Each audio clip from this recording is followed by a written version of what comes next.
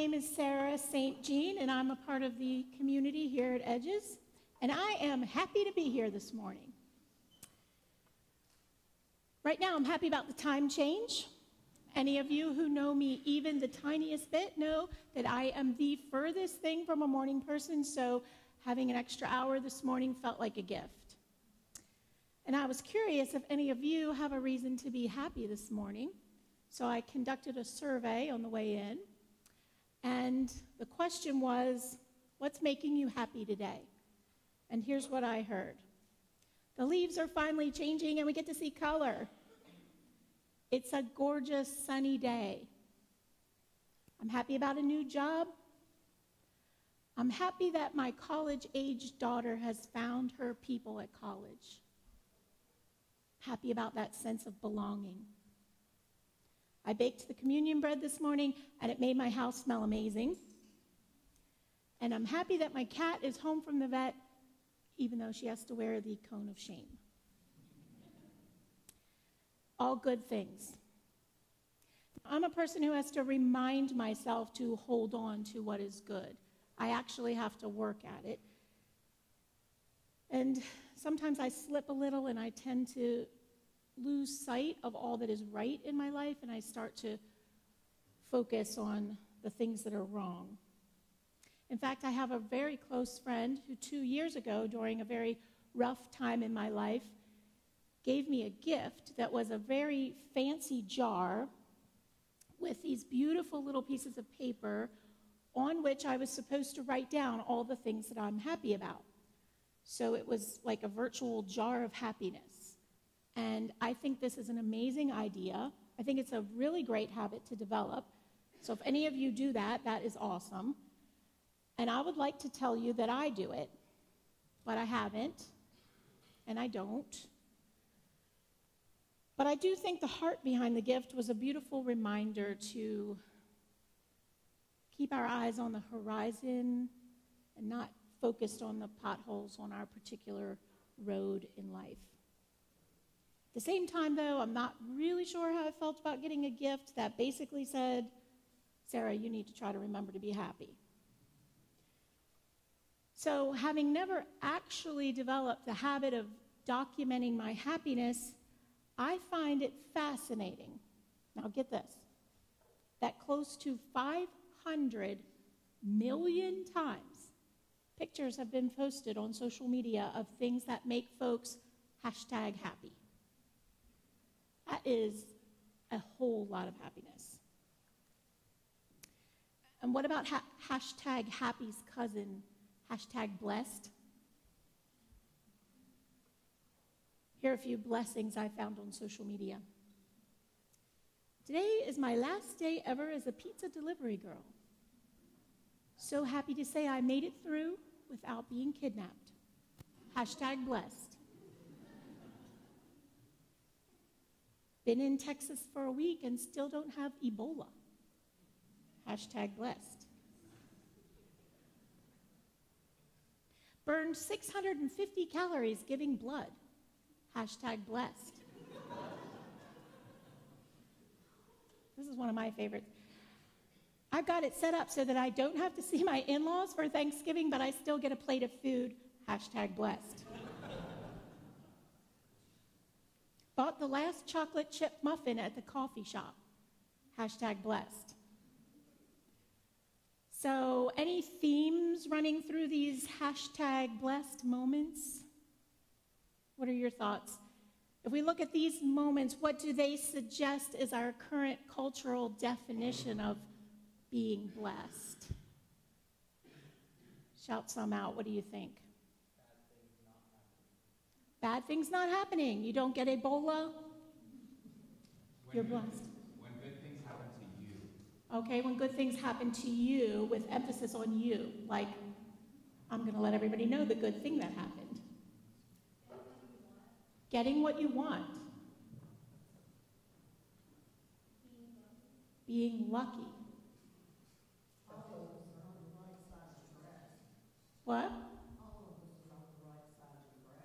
Okay. We're blessed when we're on the right side of the grass. And what was over here? The humble brag idea. I'm going to kind of tell you this really great thing that happened, but then I'm going to make it sound like there's some humility in there or something. Okay. So is it fair to say that in today's world, blessed people are lucky? They get what they want. They get great muffins. Maybe they get great cups of coffee.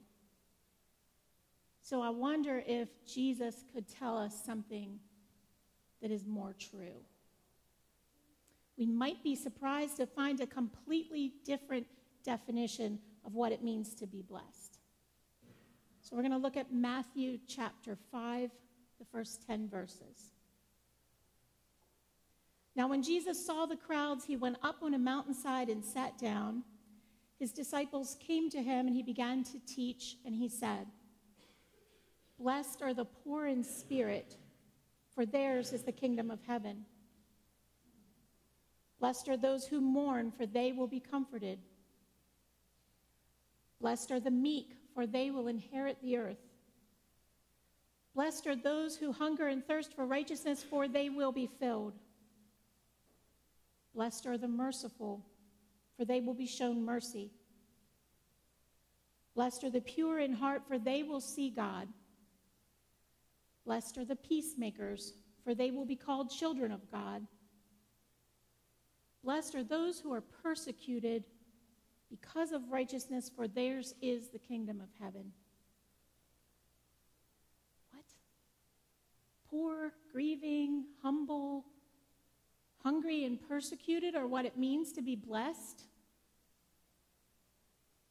If this is true, then perhaps I'd rather be #not blessed.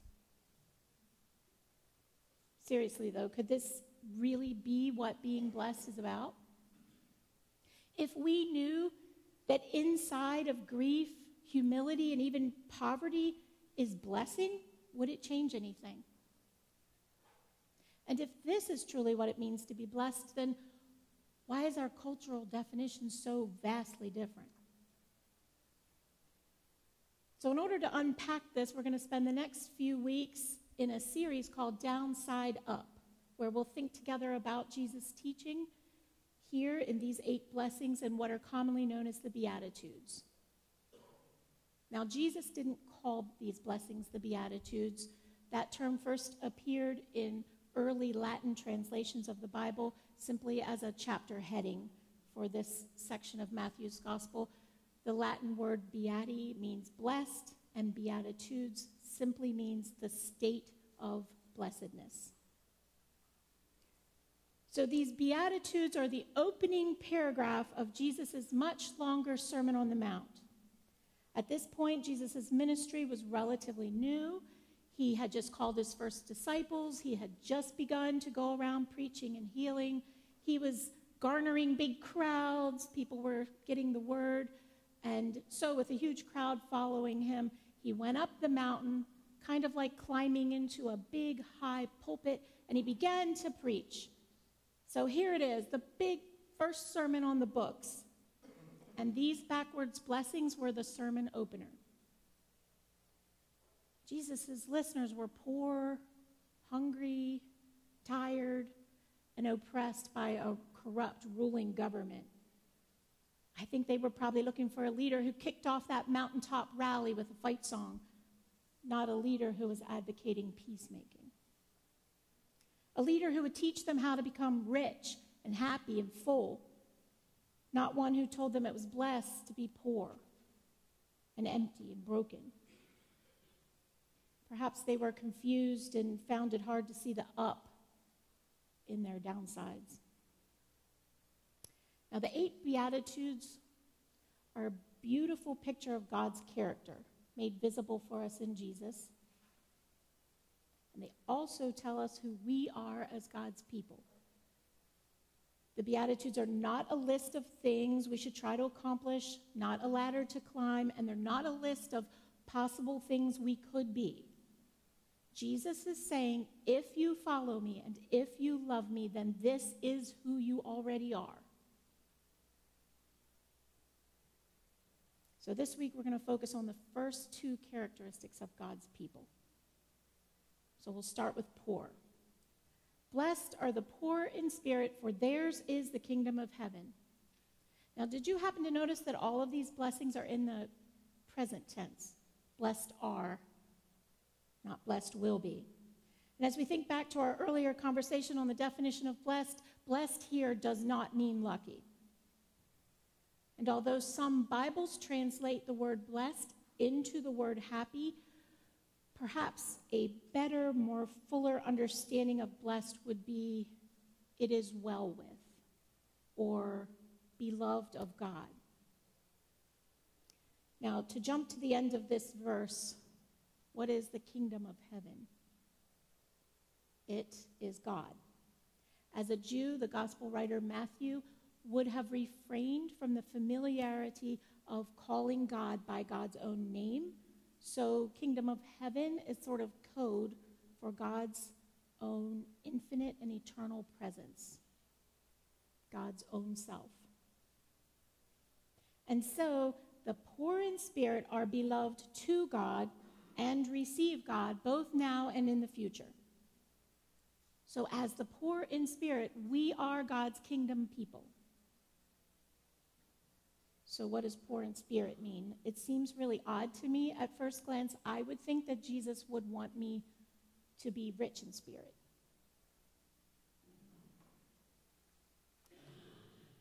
So if we're poor in spirit, then we have poverty, and poverty implies that we're lacking something. So if we have spiritual poverty, we're actually lacking all that God desires to give us. So Jesus is saying that God fills the very ones who know they are empty.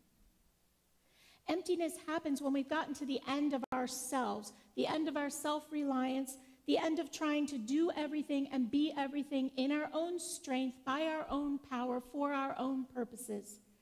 Emptiness cracks open our hearts and lets God in.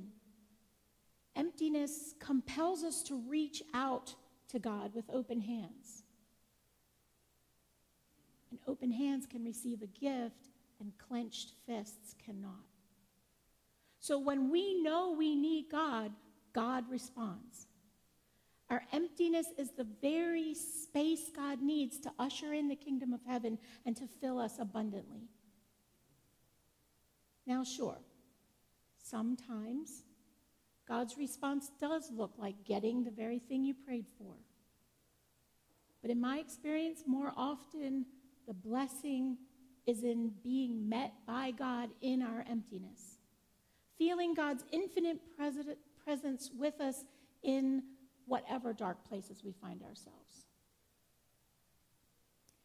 As some of you know, both of my daughters live with the same chronic autoimmune illness. Their daily lives look like pain, exhaustion, and limitations. And all of us who love them have, over the years, spent hours in prayer begging God to heal them. Come on, God, lay your hands on them. You can fix this. I know you can. But for whatever reason, sometimes God doesn't fix it. So after doctors, procedures, medicine, research, natural remedies, diet restrictions, lifestyle changes, and self-care, at the end of themselves, all my daughters can do, what is left for each of us to do at the end of ourselves, is to crawl into God's lap and feel those strong arms around us. God has met both of my daughters, responded and filled them abundantly. With strength they didn't have on their own, with tenacity, with courage and grace, with crusader hearts and a passion to help other people who suffer from autoimmune illness. And helping others with these illnesses has even become a career path for both of them. With God's help, neither one of them feels like a sufferer. God has used the very thing that wasn't fixed to shape them into the amazing women they both are. Now, I'm not going to lie, this process is hard. And it's something that we all will have to do every day, every minute, over and over again. But when we realize we're at the end of our rope and we reach out to God for help, God will always find us, and God will always fill us.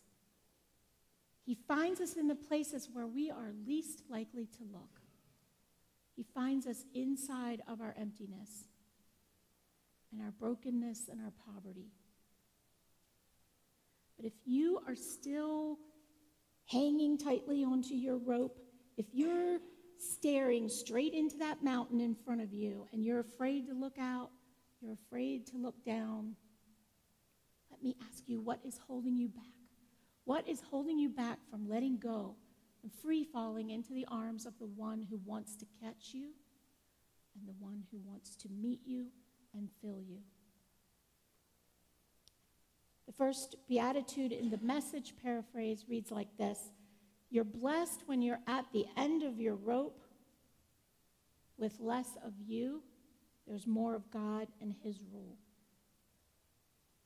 We are God's people when we come to God empty. Now, I said earlier that the Beatitudes not only tell us who we are as God's people, but they reflect God's character that we can see in Jesus. So you may be wondering, how was it ever possible for Jesus to be poor in spirit? Well, all throughout the Gospels, Jesus tells us and shows us that he is radically and utterly dependent on God his Father. Jesus says, I and the Father are one. Jesus says, by myself I can do nothing. I do nothing on my own but speak the words the Father has given me. I wonder what it would look like for us to live in complete, utter, radical dependence on God. I imagine that would look like a blessing. But now, what about those who mourn? What's the upside blessing in mourning? Blessed are those who mourn, for they will be comforted.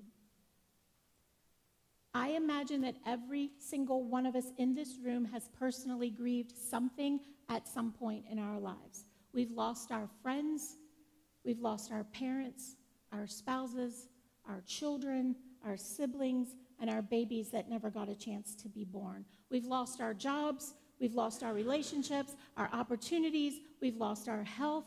Every one of us has experienced a patch of life that didn't go exactly as we had planned. Our grief is for those changes, the changes that we didn't want to happen. Let me ask you, did you or do you feel blessed when you're sitting on the side of the road at the place where your life got off track? Probably not. Does grief ever go away? Not really. It changes shape and it changes color, but it never really leaves us. Even though close to 30 years have passed since I last saw my mother, I will always wish that she had had the chance to meet my youngest daughter. I'll always continue to wonder what my life would look like if I hadn't lost our third child to a miscarriage. And I doubt that there will ever be a day when I don't miss my sister who died 2 years ago.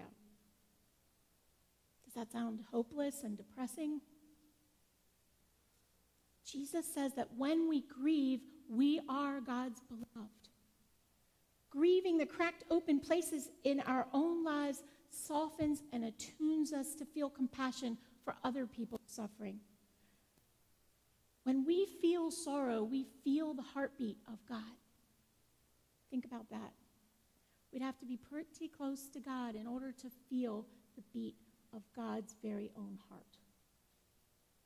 So when we scream in moral outrage because God's people were gunned down while they were worshiping, we're screaming out God's sorrow.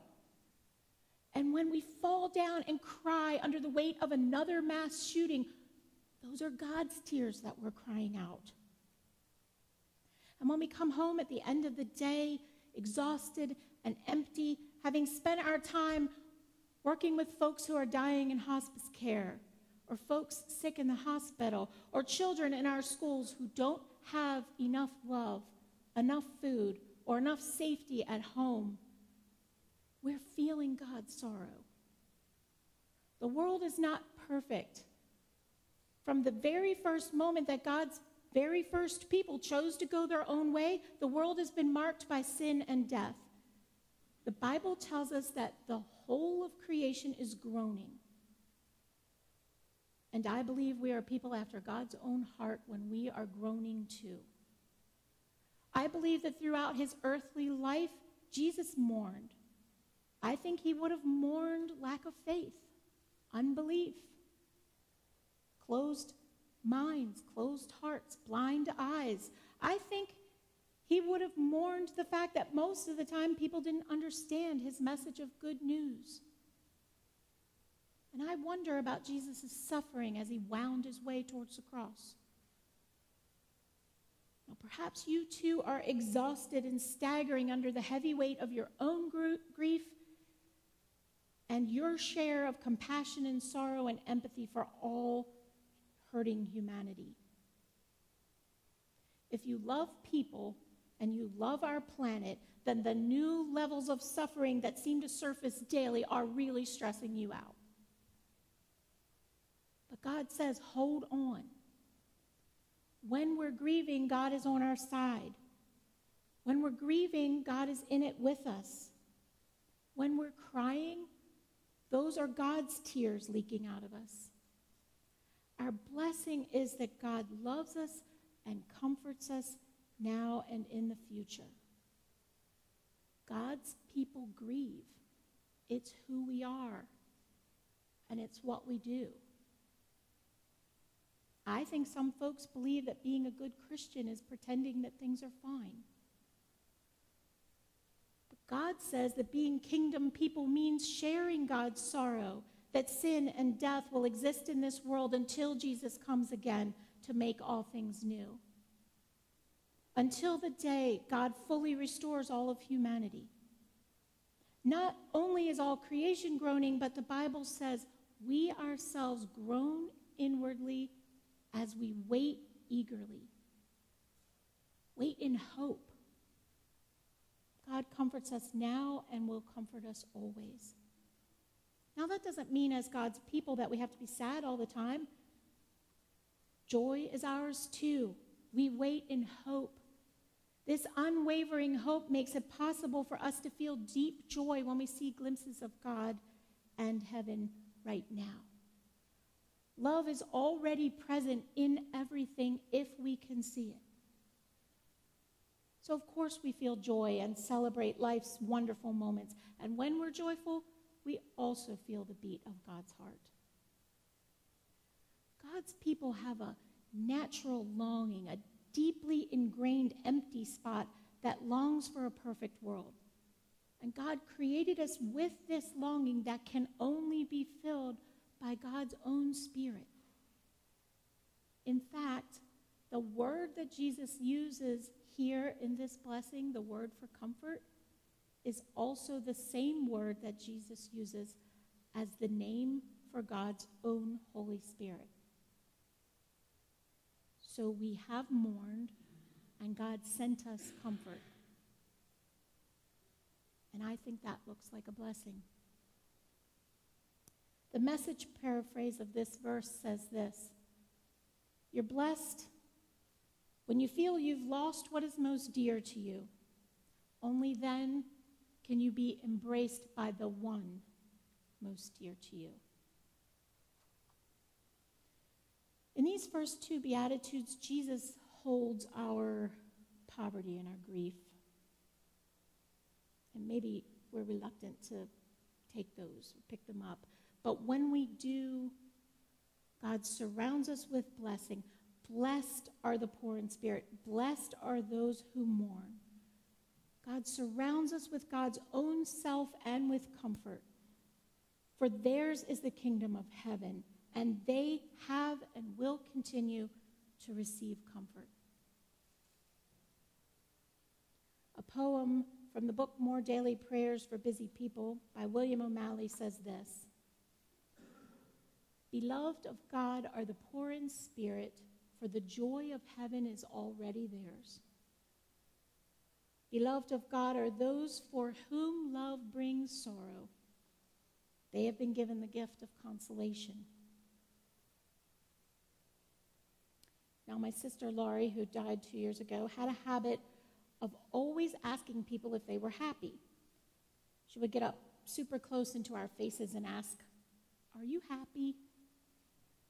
And we all sort of joked about it, and to be honest, it kind of annoyed me a little bit. But remember me, I'm not one to document my happiness. But I think maybe it annoyed me because I didn't really know how to answer her, and also because I knew that my happiness wasn't really what she was after. In the same way we started our conversation this morning, happy wasn't the best word for what she truly wanted to know. She loved me wholeheartedly, and she wanted to know if I could feel God meeting me in the places where I thought God couldn't find me. She wanted to know if I could claim that God was on my side. She wanted to know if I could see God blessing me, if I could flip my downs right side up. And so her follow-up question was much better. She always followed up and said, "Are you okay? Really?" Now that is a question I can answer. Yes, I'm really okay. Because even when I'm in the dark, God will find me, and that changes everything. Let it be so.